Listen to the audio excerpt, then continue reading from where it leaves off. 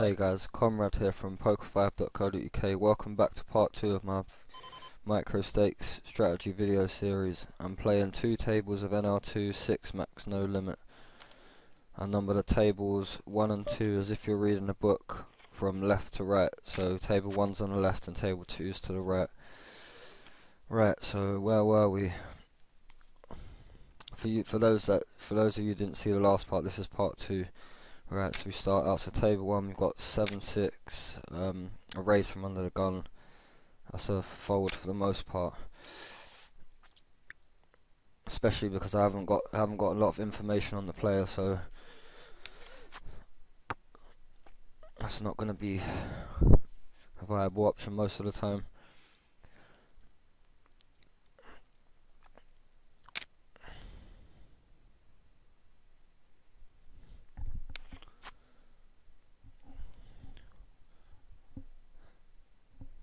Probably would have had the best hand, but again, don't recommend calling there.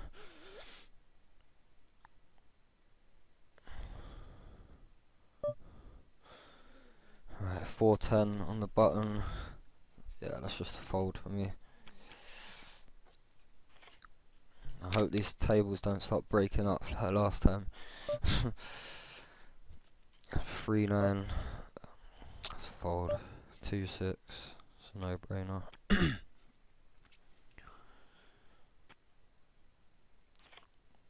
And again, I'm gonna be making this video an hour-long session, so they're all gonna be hour-long session videos.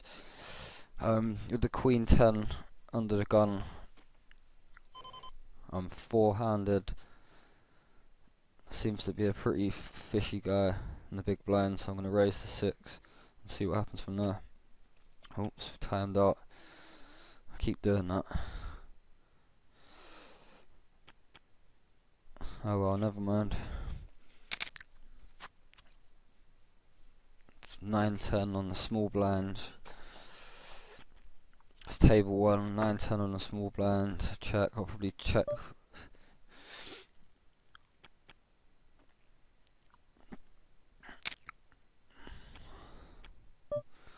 It looks like he's just isolating the limper there, but at this point in time, I'm not going to get involved.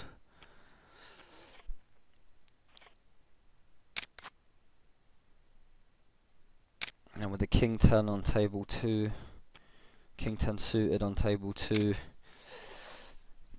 I don't know. We'll have to see what happens. Ooh, and that's a pretty big raise. But the guy has been raising every hand. It's a tricky one. I think this guy could be messing about a lot. He's raising every hand. He's raised eight hands out of 100% of his hands out of 8.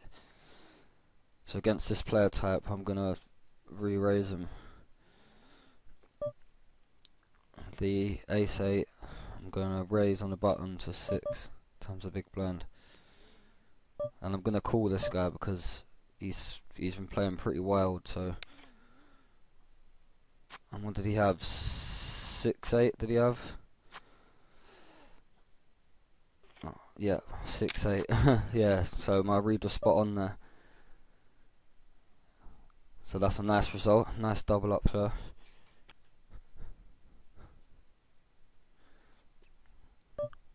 I just thought he was messing about there so much that if I raised him there, because he made a pretty big raise, he just looked like someone that was just looking to gamble, get it all in every hand, have a fun time, that type of player.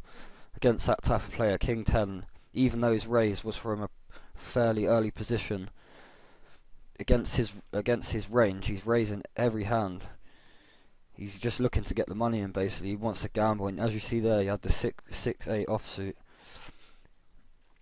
and we took it down, so it's a nice little result for us. And here with the Jack 8 on table 2, Jack 8 suited, we are going to so we could call because we'll be in position. I think what I might do this hand is I'll call 1. If I don't hit much, then I just won't continue. and we hit. Well, we don't hit. We have a flush draw. It's an ace on board.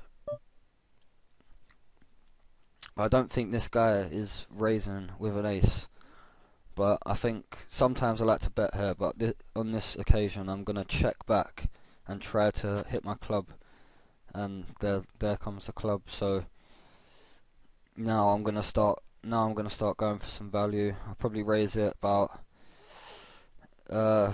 8 into 14. I don't think you can check again. I think you have to go for some sort of value. No. The hand's way likely to be the best hand, but he folds, so we take it down. I didn't really want to bet there because when he checked back to me, it didn't look like he had the ace, and he would have folded anyway. So I thought if I check one and he hits something that he wants to continue with, or to keep his bluff range in. Here with the 9-10, we're in the cut off. We're going to raise it to 6, and with the ace queen, we're going to isolate the limpo. We're going to raise it pretty big, about 14, 16, 16.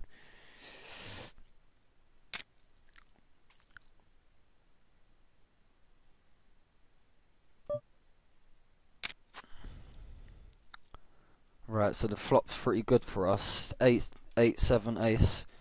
Got top pair, third kicker.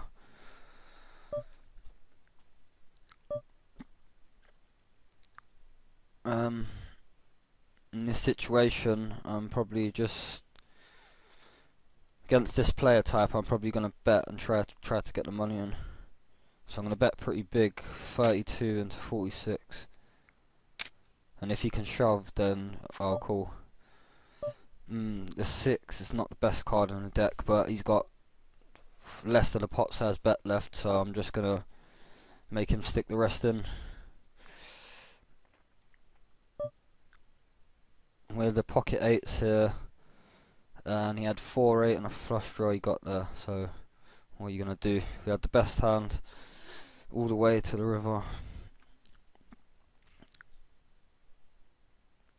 Here are the pocket 8s, I'm going to raise to 6.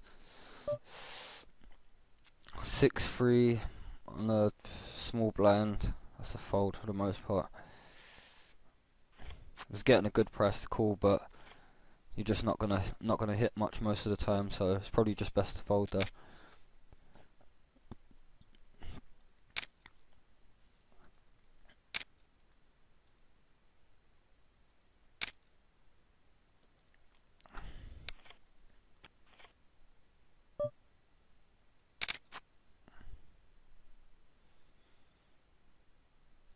And it wasn't much, as you can see. The guy is just messing around with any sort of hand, so I'm gonna label him a well because he clearly doesn't know what he's doing.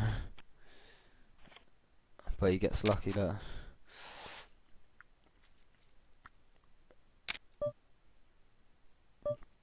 For you guys last time that haven't seen the video before, this is how I label my players. Green is for well, blue is for fish, yellow is for semi-loose passive, orange is for tight aggressive, and red is for nit, very tight. So I get raised here from under the gun. Since it's from an early position from quite a tight player, I think what I'll do here is just call. I'll call one and see what develops. This guy on the right seems to be on table 2. Sorry, seems to be so tight with my bottom pair. I'm probably going to bet out here, try and take it down with a little bluff. And when he calls there, he's clearly either got some sort of draw or a half decent made hand. So when he continues, I'm not going to continue. And on table 1 with the ace queen, I called. The flop's pretty nasty, 8-2-8. Flush draws on board. I'm probably just going to let this one go.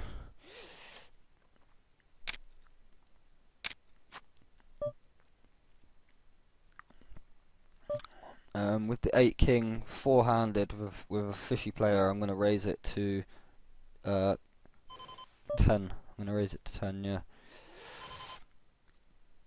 I'm going to try a little table 2 with the queen 7. I'm just going to try a little blind still.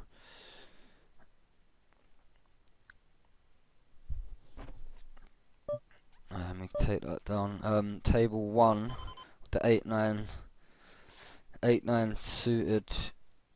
We're under the gun, but it's 5-handed, so I'll raise again. I'll make it about 6.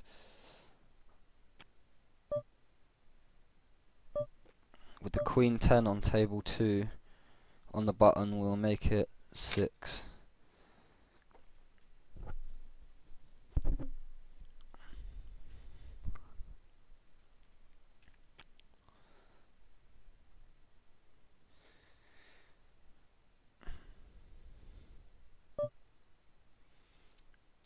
So, the guy, does he limp? Does he post? I think the guy posted. I'm just gonna isolate him now. I'll probably put him on a weakish range if he's checking back there, since the guy just posted out of turn. And that's the sort of thing you want to be looking out for. People posting out of turn, calling under the gun. Them sort of actions are very fishy. So be sure to look out for that.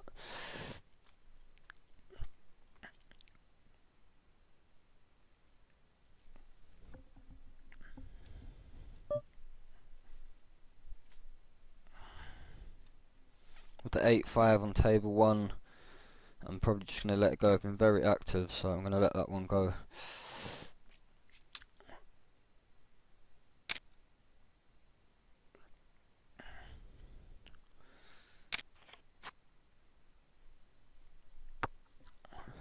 Right.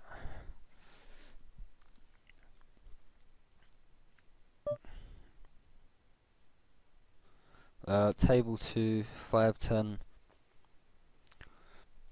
Not much to say really, it's just a fold. 6-handed from the hijack, that's a fold.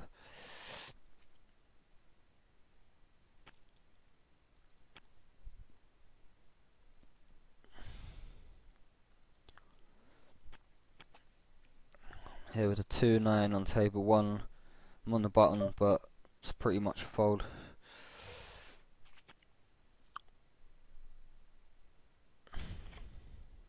I could probably just try and steal the blinds, but I've been very active, so I think I'll lay off a bit. And the hand's not great anyway, so you don't really want to be investing too much for them hands. Same again, table 1, 2-3. 7-9, I'm on the big blind. We get a raise from a very tight guy. Very tight guy in the big blind. He raises to 4 times the big blind. So I'm just at this point, I'm just going to label him a nit, and I'm not going to continue at the 7-9.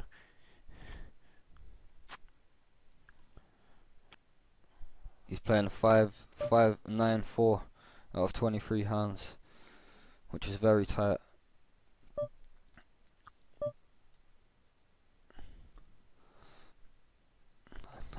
So table 1, ace jack in the hijack. I'm gonna raise it to about probably 8.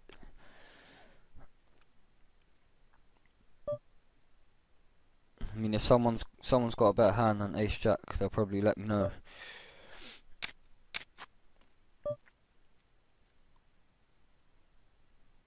Or a half decent player with a half decent hand will probably call. And fishy guys will obviously call you with a lot worse. They'll call you with anything, basically.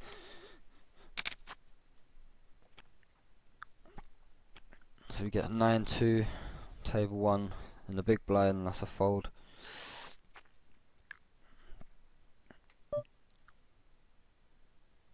(10-2),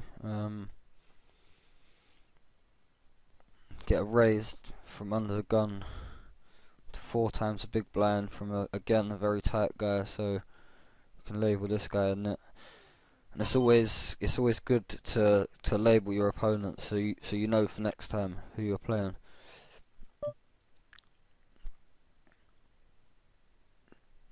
That's what I do. I just constantly constantly label players once I've got enough stats on them. Usually about 15 to 20 hands. I mean, it's not accurate data by any means, but it gives you an indication sort of thing. And again, here with the queen 3 on the small blind, I'm just gonna fold. I'm not even gonna attempt to steal the blinds. A6, four-handed. They all seem pretty nitty to me, so I'm gonna make it ×8, and that'll be the last chips that I put into the pot. With the 9-10 on table 1, I'm gonna raise on the button.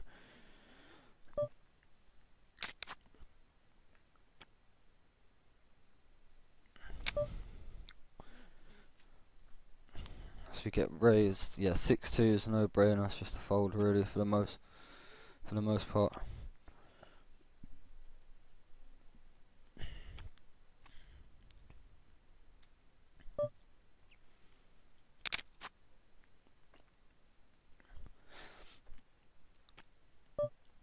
As you can see right now, I'm only playing 2 tables at once for commentary purposes, so I can keep up with the action. Since it's 6 max, the action does go pretty fast. Here with the 9-7, I'm probably in the hijack. I'm probably gonna raise, and they'll be the last chips that I put into the pot.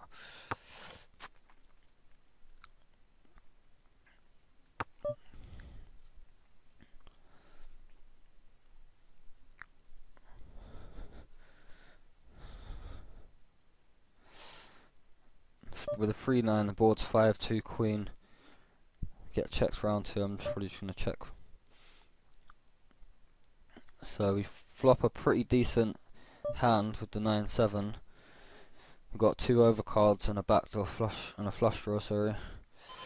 And here with the 3-9, I'm just gonna give up. So what I'm gonna do now is I'm gonna check and see what develops.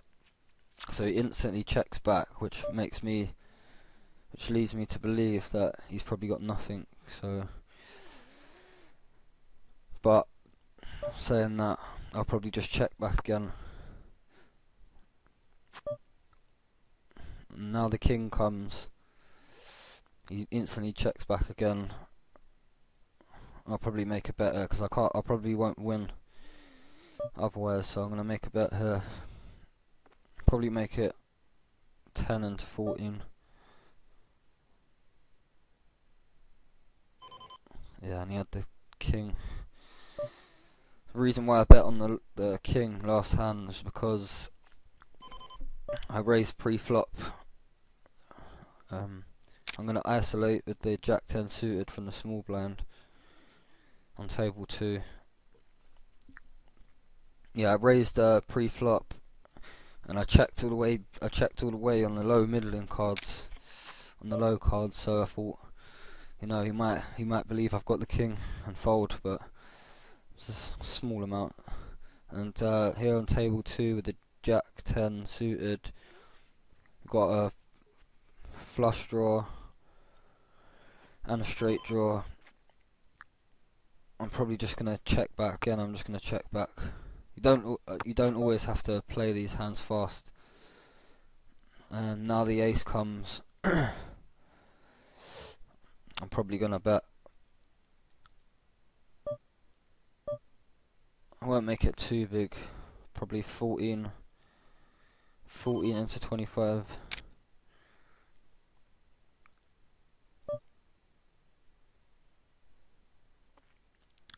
Here with the Jack-9, I'm going to isolate. No, actually, I think what I'm going to do is fold because the guy's quite tight. He's only played 11 hands and he's calling under the gun, so I think I'll let that one go. And here with the Jack-Ace on table 2 on the button, I'm going to raise it to 6. I should have raised it a little bit more, but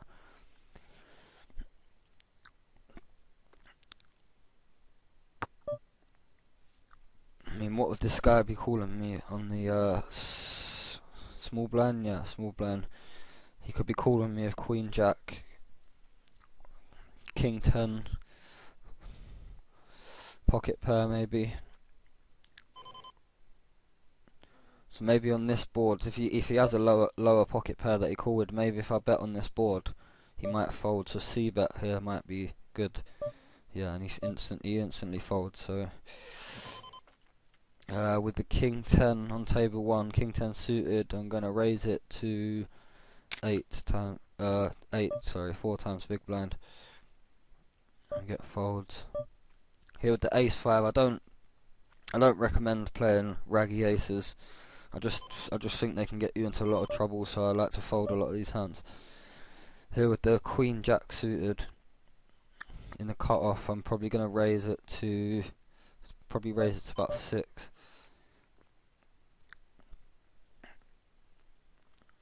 And even here with the Ace 8 suited, I've been very active. I'll probably just let that one go.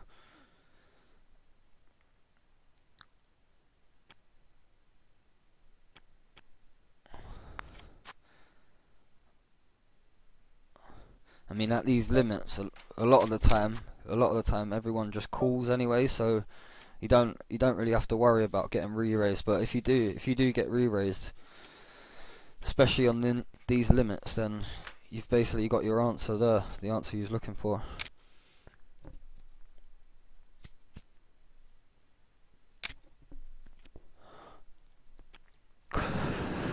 Against the very fishy players, I like to bet big. I like to bet and make my bets big, sorry. Because I just think they call you down so much that why are you going to bet less when you know they're going to call more, sort of thing. Right, with the King 9 suited, I'm under the gun, 6-handed, some fairly tight players. I'm just going to let that one go.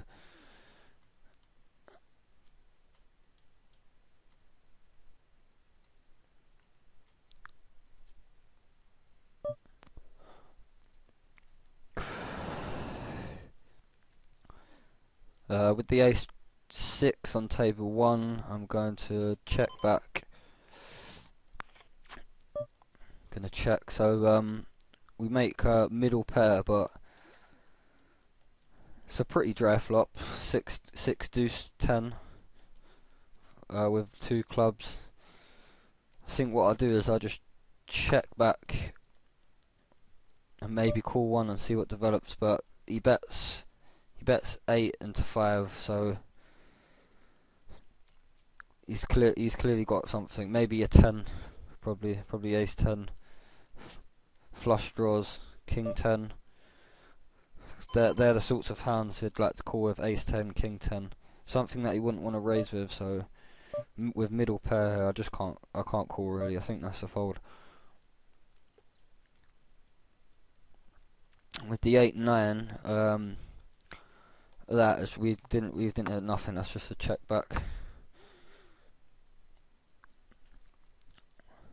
Yeah, and if you're interested and you like my videos, like what I'm doing here, let me know and subscribe to my channel on YouTube.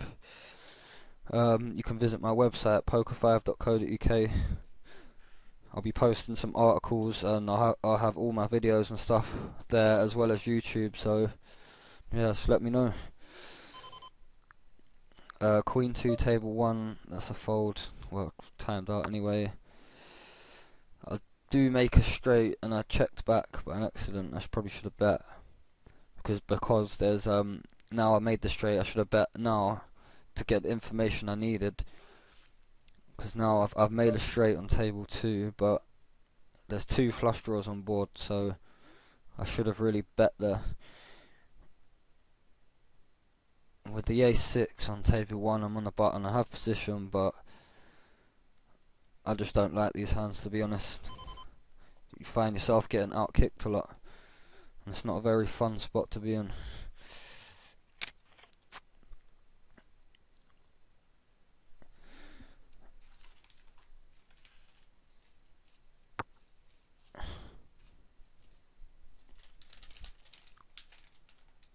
So it's quite a good start to the session. Doubled up basically on the first hand. I mean that hand on the double up. I mean the guy was so aggressive. Like I basically put him on a weak range, and he was messing about. He raised to 30. I raised to like 72, I think it was, and then he instantly shoved. I had King 10 suited. I wasn't planning to fold, not against that player type. And he had 6-8, so that's the sort of plays the guy was making. His stats were, I think it was, he played 8 hands, and he raised 100% out of 8 hands, and his 4-bet percentage was 100% as well. on the little data sample we have on him. And here with the A7 table 1, I'm going to fold. The reason why I checked back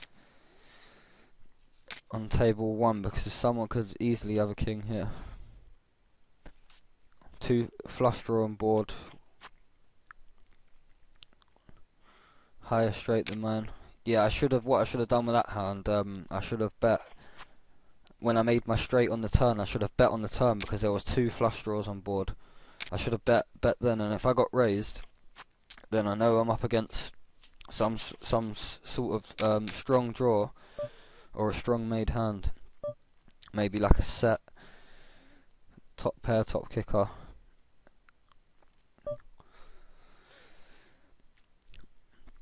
And with the 8-6, that's a fold. Under the gun, that's a fold. 6-handed. I can't see too many loose players in there, so I'm not going to get involved.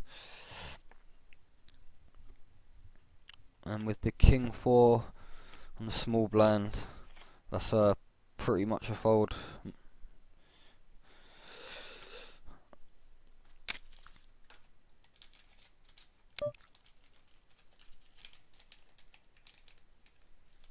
So we get Queen 6 on the button.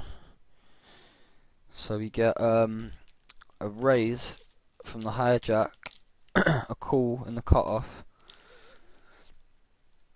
I mean, if my hand was a bit stronger here, I might consider going for a squeeze play, but I don't. Queen 6 suited. If it was something like 6-9 suited, 6-8 suited, then I might consider squeezing there. But Queen 6 offsuit, I don't think that's a good hand to be squeezing with, really. You're not gonna flop much most of the time, and we hit a pretty nasty flop. We had a backdoor straight draw, but I mean 25-1. That's not good odds, and that's just to make the hand. To make a backdoor flush or a backdoor straight is 25-1. And here with the 4 jack, I checked back on the big blind on table 1. We hit a pretty draw heavy board. I'm not really going to go wild in this one. Probably just check back.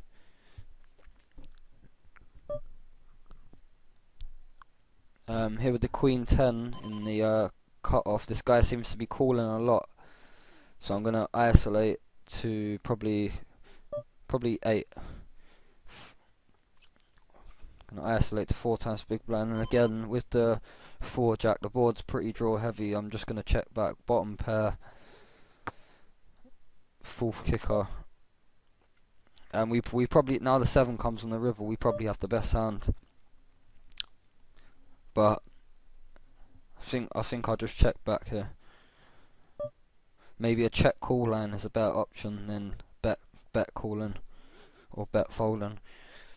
And on table 1 with the Queen 10, I isolated to 8. The flop comes 2-3-5, and the pot's 18, and he raises to 28. So he's clearly got something he wants to play with. I don't hit nothing. I don't see any reason at all to be continuing there. And with the 9-ace on table 1, 9-ace suited, I'm going to raise it probably about 6. And the pocket 7s on table 2, I'm going to raise it under the gun. Because I'm under the gun, I'll probably make it 6 or 8's fine. 3 or 4 times big blind's fine, but I'll probably make it a little bit bigger this time. 2-4 on table 1. I'm on the button. Get a raise to 7. I think that's just a fold for the most part.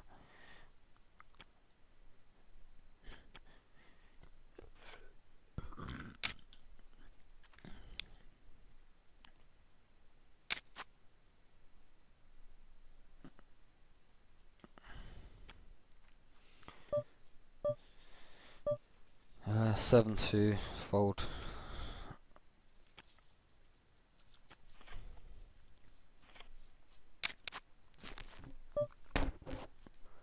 It's got Jack 4 on table 1, that's a fold.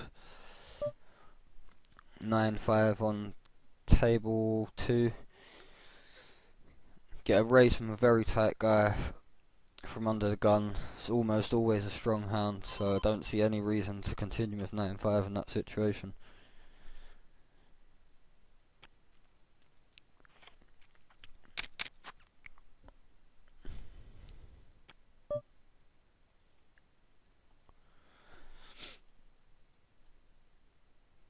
As I said before, yeah, position is key in poker. It's very key. Something that you should be trying to play most of your pots in position. And here with the king 9, I could have raised it, timed out. I could have raised on the button with that, but I've been pretty active, so I don't mind letting it go either way. Either option, I don't mind. Again, king 2 on the cut off. I don't really. There's a lot of tight guys in the mix. I don't think it would be a good option to continue.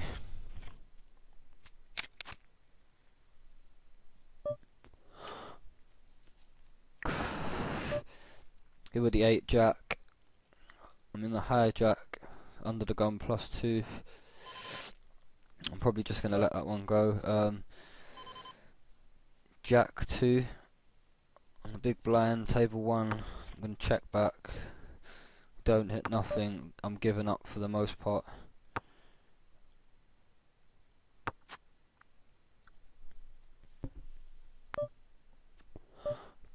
Yeah, and again, I'm just checking back. Not going to get involved with that. Not going to waste any money on that. Here with the pocket 10s, yeah, and I'll just check back. Pocket 10s on table 2, I'll raise it to about 8. I mean, again, the same thing like I was saying about jacks last time. Jacks and 10s are they're very much troubled hands.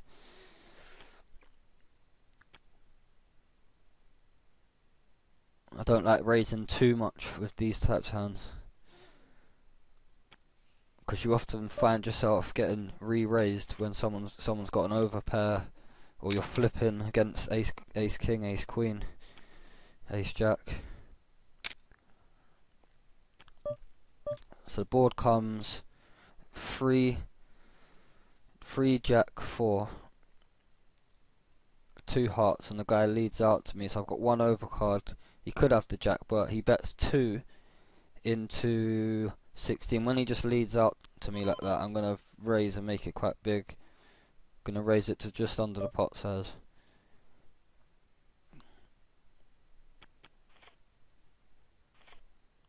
So he calls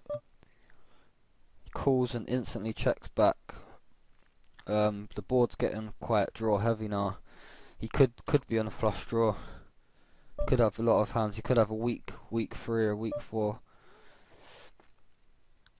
But against this time round, I'm probably just gonna check back, and if a safe card comes and he checks back, I'll bet. So that's not a card we was looking for, I don't think.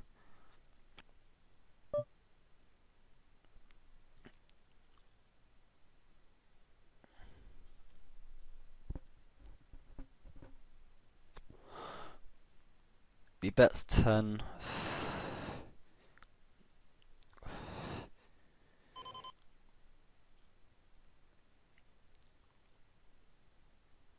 And I think this time there's 1 card to a straight.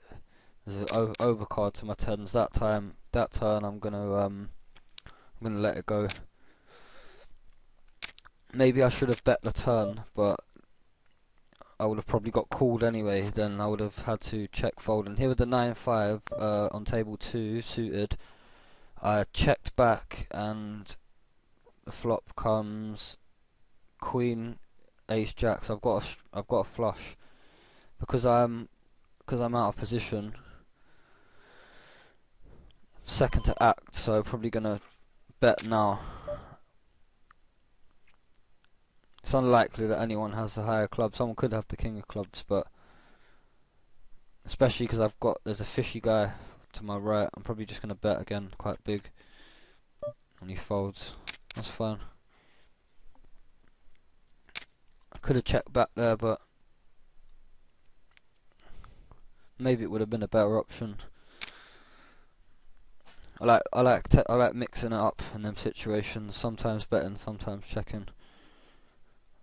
So, and this sort of fishy type of guy is playing a 43-10 out of 21 hands. So I label him as a fish. Anyone with VPIP of over 40 to 50, I label as a fish. Ace 9 and the small blind, yeah, that's a pretty much fold. From a min raise and quite a big re-raise, it's a fold. Queen 7, I'll probably just let that one go.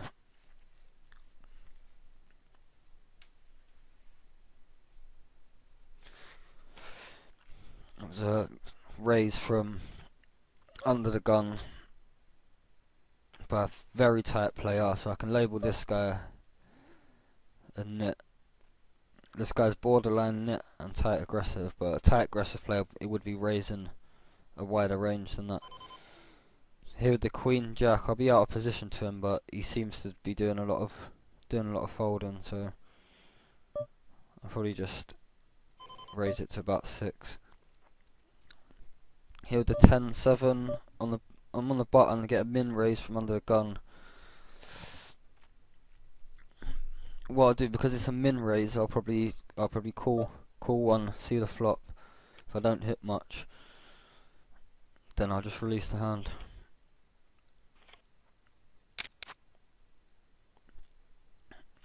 So table 1, we've got 2-4 of diamonds. We're in the cut-off, but again, I don't really advocate playing them type of hands unless it gets checked round to you and you have the option to check.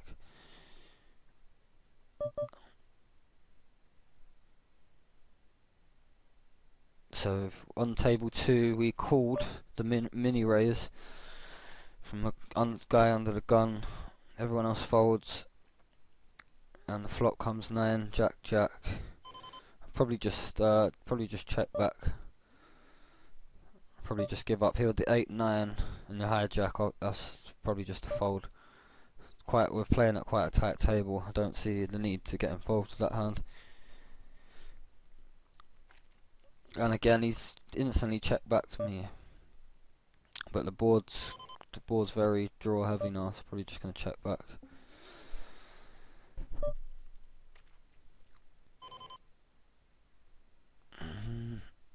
Now he bets on the river. He bets pot on the river, and I'm just gonna let it go. I timed out with the king jack of spades there. I'm under the gun. That's quite a tight table. I don't see much value in it. Don't see much value in raising against tight players.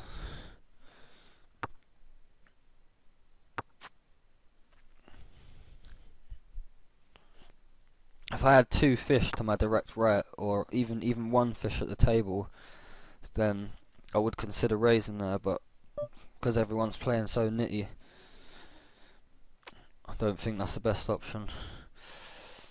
Here with the 6-7 on table 1, I'm going to check back and see what develops. So we don't hit nothing, and I'm just going to basically give this one up. So we get a min raise from the fishy guy. He's under the gun. I'm probably just gonna call, see what develops. And again, I'm gonna check back with the 6-7.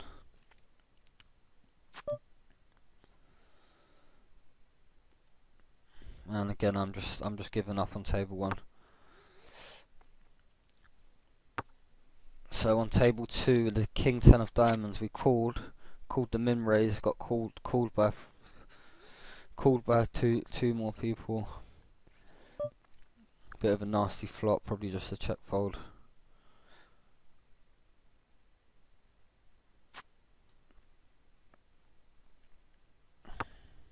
We've got no backdoor flush draw,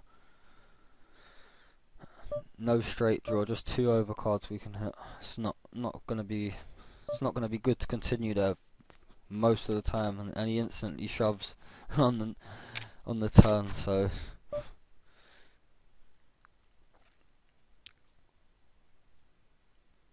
on table 2 with the queen 8 under the gun, that's a fold for me.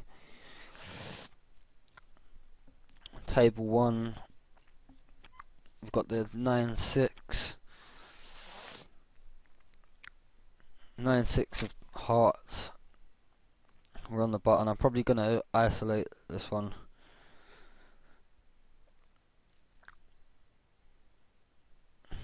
Guy's calling 24% of his hands, so his range is pretty strong, but I like to isolate with a wide range when people start calling out under the gun and stuff. And here the flop comes with the 9-6. He checks back to me. The flop comes king 10-8. I'm probably gonna make a C bet of 12 into 18.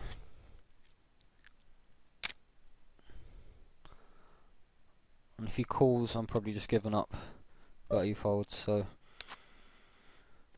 that's good. That's what we want. That was our intentions. Table 1 with the ace queen offsuit. I'm probably gonna raise to about 10. And here on table 2, got middle pair, but it's a very draw heavy flop. I don't see any reason to continue here. Table 1, got ace 10 of diamonds under the gun, but it's 5-handed. Probably gonna raise to about 8.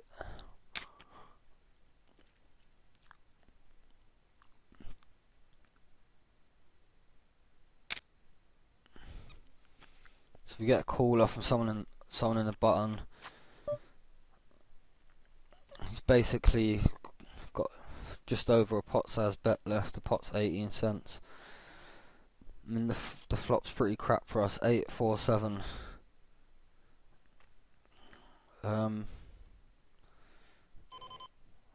think I'll just check back here. Here with the ace jack, the fishy guy is getting more looser and looser it goes on. So I'm in the small blind. He's called on a big blind. I'm gonna be out of position, so I'm probably gonna make it big. I'm gonna raise it to about 18. So I check back, and the guy bets on table 1. No backdoor flush draw, 2 overcards. But I don't think that's wise to continue. And the reason why I made that bet so big there on table 2 is because, as you can see, the guy's playing 54 hands out of 28, and he's raising 14%. So he's calling a very, very wide range. He doesn't seem to want to fold. Guys like that, they don't seem to have a fold button. And here with the 9-10 on table 1, the guy's just joined the table. He's called on the small blind, so I'm going to isolate him, and he instantly folds. So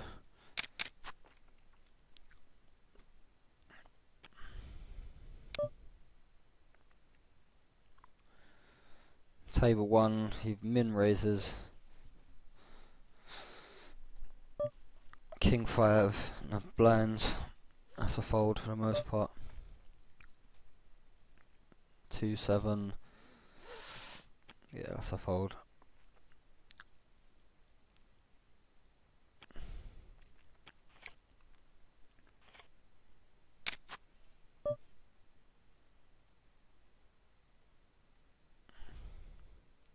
Again, in the last video, I forgot to I forgot to show my hold'em manager stats, so I will go over them quickly at the end of this video. And I will be doing like hand reviews and stuff like that, but I think I'm going to leave that to a later date when I have time. And here here the 8 jack on table 1, 8 jack suited. I'm gonna call. Get a call from under the gun. No, sorry. It gets folded round to us.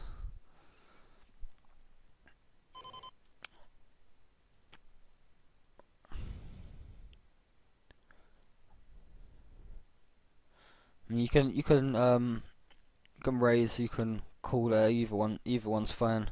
I've got position. I've got the advantage of position, so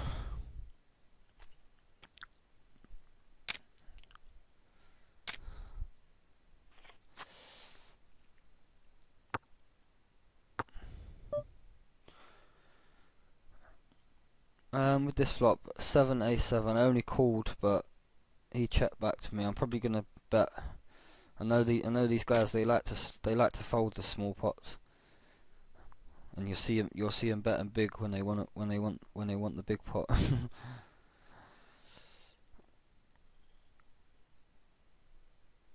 I mean, if he calls here, I'm just betting basically as a bluff, just to try and take it down. If he calls here, then I'm just giving up on this hand.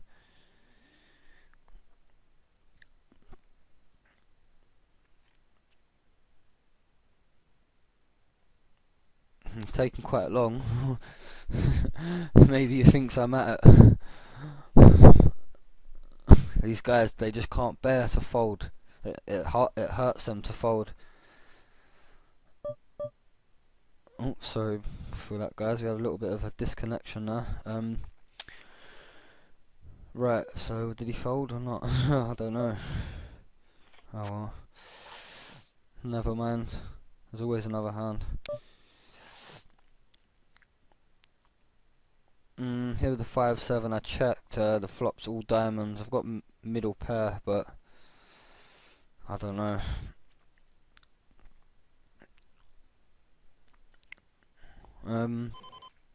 What I could do is I could call one. If no diamond comes. Now the diamond comes. I'm not going to continue. He's probably going to bet again yet. So I'll just let that one go. Table 1 with the ace jack. We're going to raise it to 4 times the big blind in the hijack position. Table 2, 3-4. We're on the bottom. We got position, but I just don't recommend playing these sort of hands. I mean, you're just not gonna flop big, strong hands often enough. And oftentimes you'll find yourself calling 3 bets and stuff like that, which is the reverse of what you want to be doing, really. Table 1, we've got the ace king. I'm gonna raise that to 8. Table 2, we got queen king. I'm gonna isolate the guy that just called. I'm gonna make it quite big. I'm gonna raise it to 5x.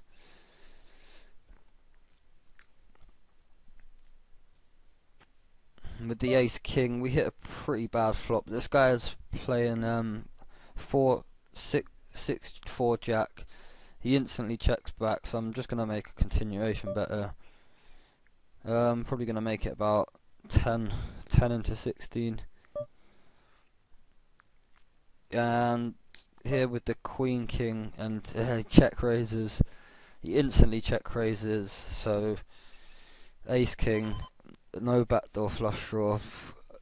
We've got I think we've got a backdoor straight, but that's about it. 2 overcards. I don't feel it. Here with the queen king, timed out into check-in, and we pick up a backdoor flush draw and 2 overcards on the turn, and he bets 4 into 22. So he's giving us a really good price to call. So I'm not gonna fold. I've got to call 4 to win 26. I've got this second best flush with the 6-7. I'm just gonna fold. Second best flush off. Timing out. It's these 6 max tables. The speed's too fast on them.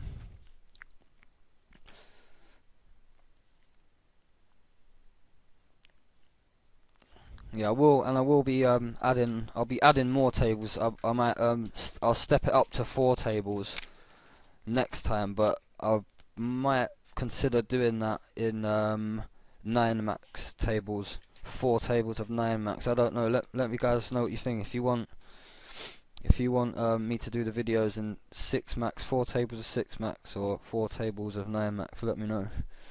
Leave a comment on my channel, on the video. Sorry. Here the Queen King in the small blind.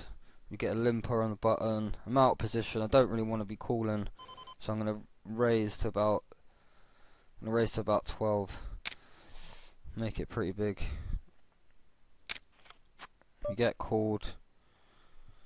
Get a bit of a nasty flop. 7-3-2. It's actually a pretty dry flop, but against his calling range, he's obviously calling with something low, or something like Queen Jack, 10 Jack, Jack King. So what I'll do here is I'll probably check back and see what he does. I'm out of position, I can't do much, and he bets 20 into 25. He's being quite aggressive, but he's not as wild as the other guy, the first guy. So I don't see any reason to continue here. Sometimes it's just best to fold in them situations. Right, table 2, we've got 7 Jack, got a mini raise. Probably just gonna let that one go on the button. Table 1, we've got Ace Jack on the button. We get a raise from a sort of unknown. He's only played 4 hands. He raised 6x, a 6x raise. I'll probably just call and see the flop. I'm in position.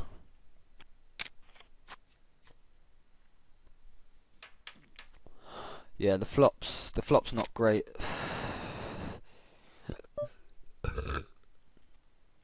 I could have 3-bet him, but Ace Jack. And here with the Ace Jack, we don't hit much. We've got backdoor straight and a backdoor flush, but I don't know. We're getting a pretty good press to call. I might call one more because we're getting a good press, so we can hit. Probably got 4 outs to the nuts now.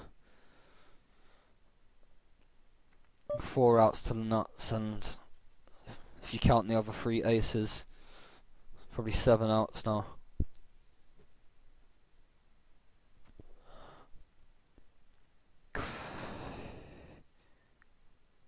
Again, I'll probably just check back, not do nothing, stay out of trouble, not do nothing stupid, nothing silly.